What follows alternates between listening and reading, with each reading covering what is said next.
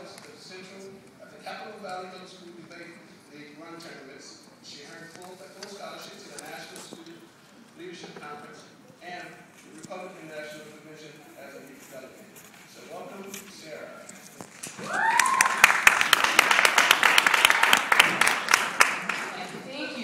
Thank you very much. Is everybody ready to get started? It's been almost 50 years since Dr. Martin Luther King Jr. stood on the steps of the Lincoln Memorial and spoke to a watching world of his immortal dream. I have a dream that one day my 4 little children will live in a nation where they are not judged by the color of their skin, but by the content of their character. I have a dream today. If you were to ask the average American what Dr. King's beliefs were, their answers would start and end there. But he had other dreams.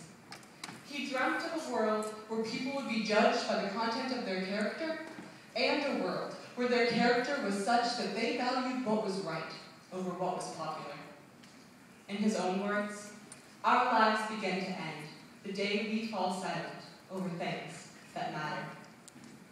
What then would he think if he saw our nation today? We live in a nation where most would rather be witty behind a smartphone than powerful behind a podium. The recent wave of social networking that has crusaded America and the rest of the world is often diminished as harmful, especially to our youth. But that isn't to say that the internet is inherently bad. Over the past 2 years, 19 different countries have utilized social networking and the Arab Spring tactic as a way to adhere to Dr. King's dream of vocalizing their beliefs. Dictators were overthrown, human rights restored, and civil wars ended. The internet is a powerful tool which we can use to appeal to people of all ages and in all places. And after all, why shouldn't we? We live in the democratic superpower of the world. President Ronald Reagan once remarked that if we fail to meet our challenges, history will record with the greatest astonishment that those who have the most to lose do the least to prevent it from happening.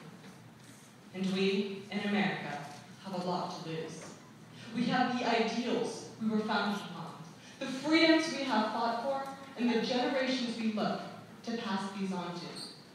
But the reality of our nation today does not protect these ideals for our children to inherit.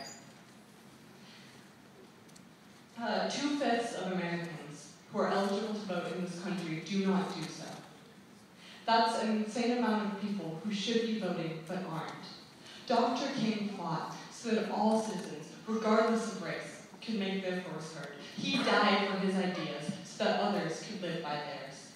Dr. King fought so that all citizens, regardless of race, would show up to the polls, protest, and be a part of this great American dream. Yet an increasing number of citizens are not doing so. So all of this backstory comes around to the underlying question. What would Dr. Martin Luther King Jr. do with an ultrabook? And I think an even more important question to ask would be, what would he do with our nation today? We live in one of the exceptions in all of human history that allows all people, regardless of race or gender or religion, to cast a ballot. Yet increasing numbers of citizens are not doing so. Dr. King would fight to change this. There is a solution. Politicians in Washington are urging making voting harder instead of easier. Voter reform means requiring voter ID laws and further registration instead of making ballots more accessible and more access to the general public. But there is a solution. Almost everybody has access to the internet. It's quick, it's convenient, and people like it. So what if we brought the two together? What if we made voting available online? It would make it more interesting and make people more motivated to show up to the polls. I believe that with the assistance of an ultrabook, Dr. Martin Luther King Jr. would make available voting on the internet, leaving generations to come to benefit, because voting will no longer be harder, but it will be easier. Now, many people may say that this is all too optimistic. How would he do it, they would ask. It's not realistic. But in the words of Dr. King, faith is taking the first step, even if you can't see the whole staircase. Thank you.